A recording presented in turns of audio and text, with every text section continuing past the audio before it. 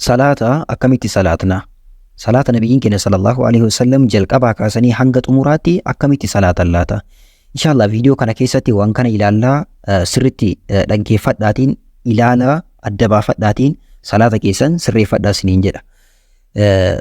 Mata dureen kun mata duree baay'ee achisaa ta'eedha. Mata duree sirritti beekamuu qabudha.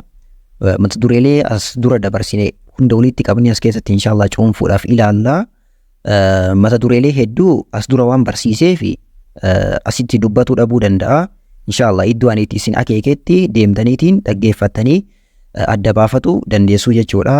Inshallah jalqaba akkuma beekamaa ta'ee salaata salaatuudhaa fi wantoota salaata dura guutamaniitiin argamuu qabantu jiru.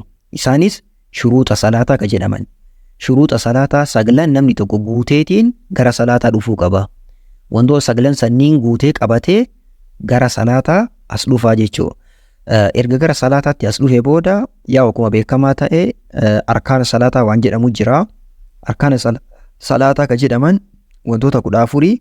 Wantoota 14 keessaa inni tokko maalidha? Alqiyaamu ma'al qudrati.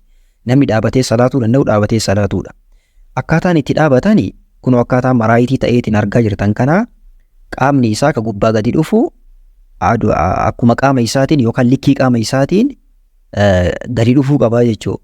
Namni gariin luka isaa addaan badhisee dhaabata. Namni gariin ammoo walitti as maxxansee dhaabata.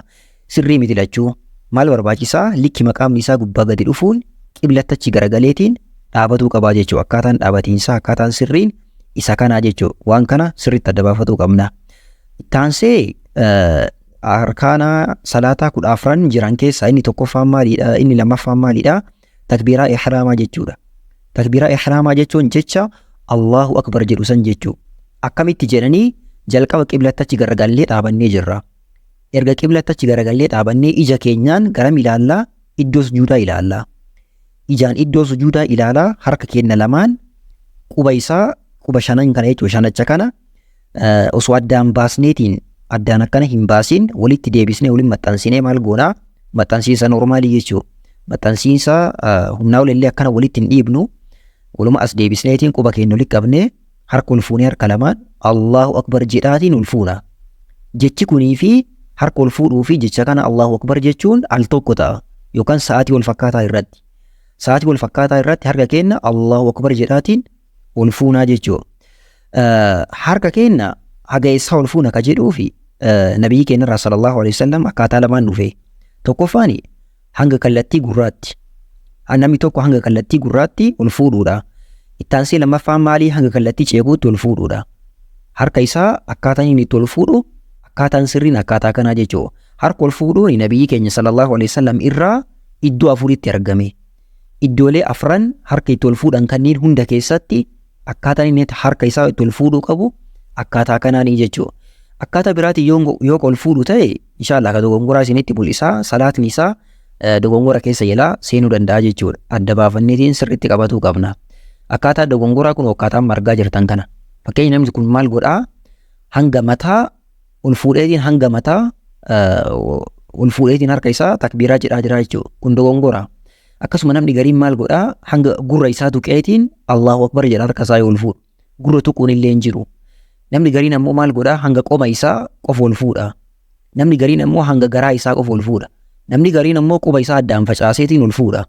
Qubni illee addaan faca'uu hin qabu. Qubni illee normaal ta'ee walumatti as siqeetiin qubbiin harkaa kun jechuudha. Akkasitti harka keenya ol fuudhuu qabna malee harka keenya akkaataa itti ol fuudhuu qabnu akkaataa lamaan dura dabarsine sani malee akkaataan biroo nabiyyi keenya sallallahu alaihi wasallam hin dhufne jechuudha. Sirriitti adda baafatuu qabna iddoo kanatti. Ittaansinee erga kana goone booda ka ittaanu maalidha? Iddoo harki taa'u. Harki eessa taa'a ka jedhuu fi yaa'u beekamaadha. Harki akkaataa sadiin ta'a. Akkaataa sadiin ta'a. Inshallah itti dhufna. Ittaansee namni tokko qiraatis seera. Qiraatii jalqaba zikriidhaan eegalla. Salaata keenya yeroo eegallu maaliin eegalla? Zikriidhaan eegalla. Zikriin sunis zikrii bantuu salaataa yookaan du'aa'ii istiftaahaa jedhama. Waa'ee isaa wal qabatu viidiyoon addatti dalagamee jira. Seentaniitiin ilaaluu dandeessu. Lammaffaan isti'aadaa jechuudha. Mee zikrii keessaa inshallah zikrii bantuu salaataa keessaa tokko isiniif himu. Alhamdulillahi hamdan kathiiran tayyiban mubaarakan fiihi. Fakkeenya zikrii kana jechuudha. Erga zikrii kana jedhe isti'aazaa jedha. Isti'aazaa jechuun maali? A'uudhu billahi minash shaytaanir rajiim. Ittaanee basmalaa jedha. Basmalaa jechuun maali? Bismillahir rahmaanir rahiim. Ittaansee maal jedha? Suuraa Faatihaa qara'a. Suuraa Faatihaa jechuun beekamaadha. Alhamdulillahi rabbil aalamiin arrahmaanir rahiim jedhamee kan itti fufamu san jechuudha. Erga isa qara'ee xumure booda yoo danda'e suuraa biraa itti aansaa jechuudha. Haala kanaan qara'uu qabaa jechuun namni tokko akkaataan qiraatii akkaataan sirrii ta'e isa kana. Harki keenya akkamitti taa'a? Akkaataan sirriin harki keenyatti taa'u akkami? Harki keenya akkaataa sadiin kaa'uu dandeenya.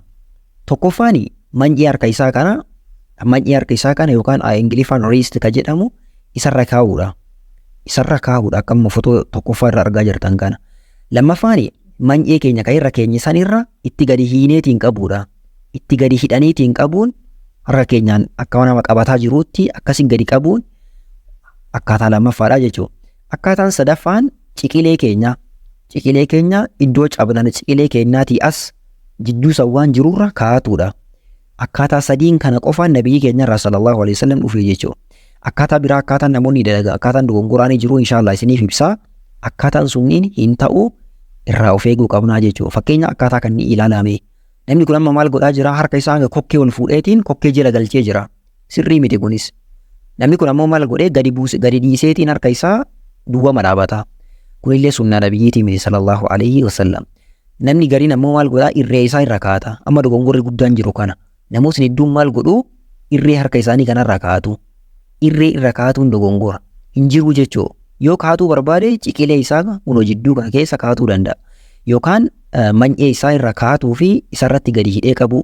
Akkaataa kanneen keessaa sadan keessaa ka fedheen dalaga malee akkaataan kun sirrii miti jechuudha. Namni gariin ammoo naannoo qaama saalaa isaa gaditti itti gadi dhiyeessee handhuuraa gaditti qabata. Sirrii miti wanti akkanaallee. Akkami qabatuu qaba?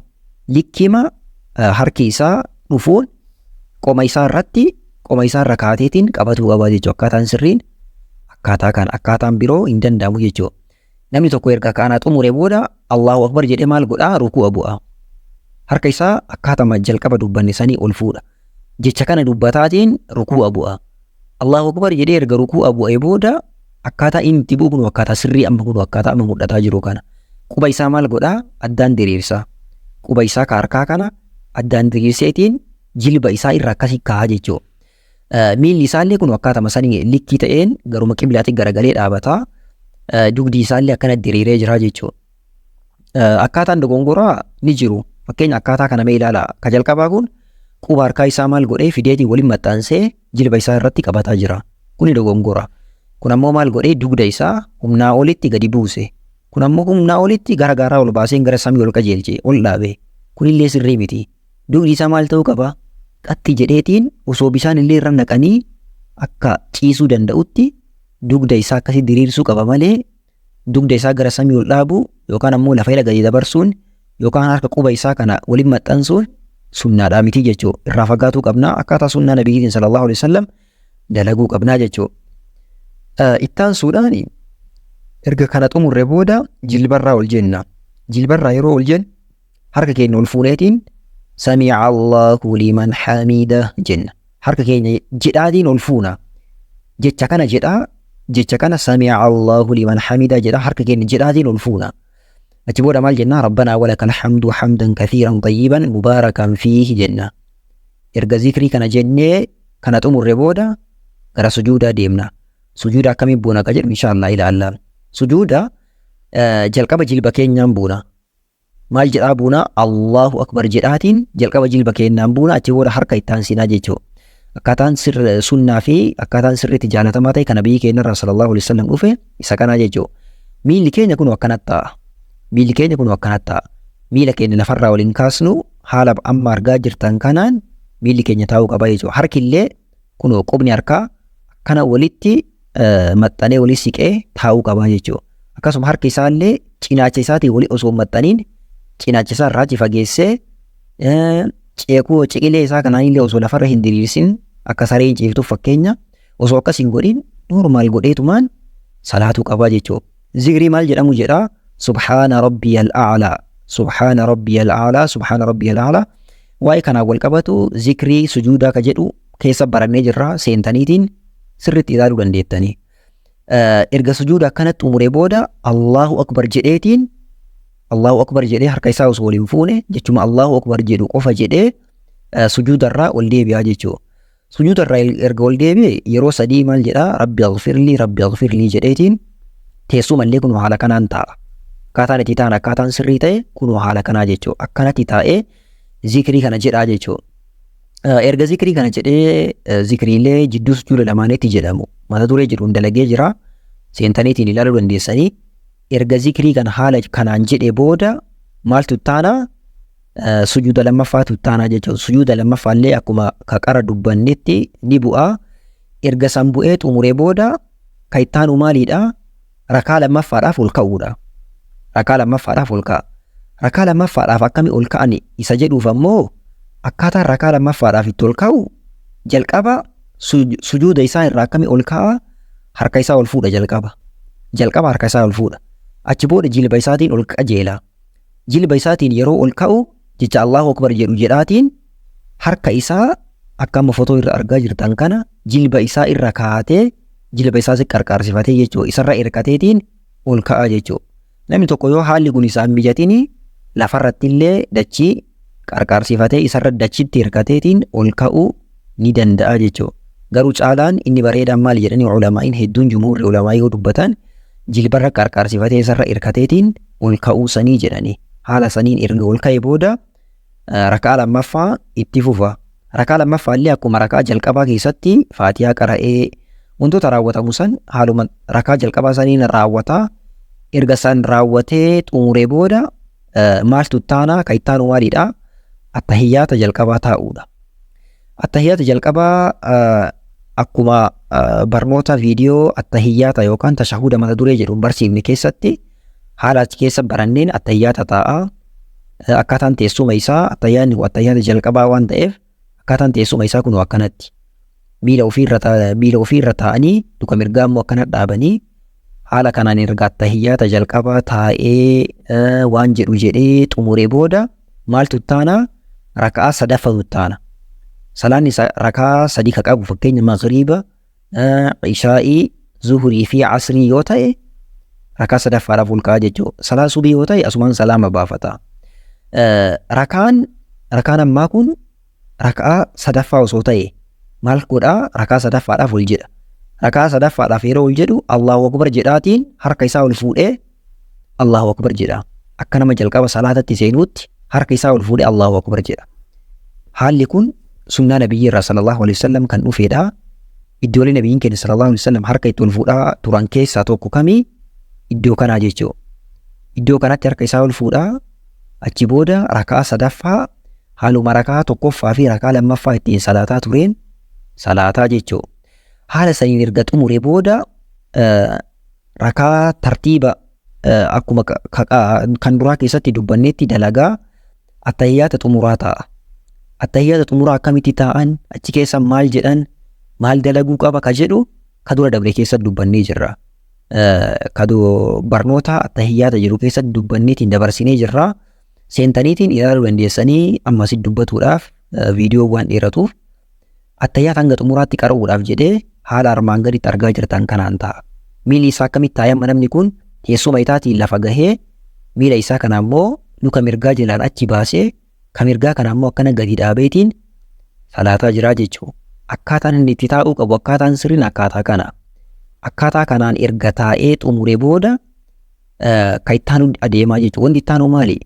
Salaata isaa salaamata baafateetiin xumuruudha. Kallattii mirgaatti assalaamu alaikum warahmatullah erga jedhe booda kallattii bitaatti fi kallattii mirgaatti assalaamu alaikum warahmatullah jedheetiin salaata isaa xumuraa jechuudha.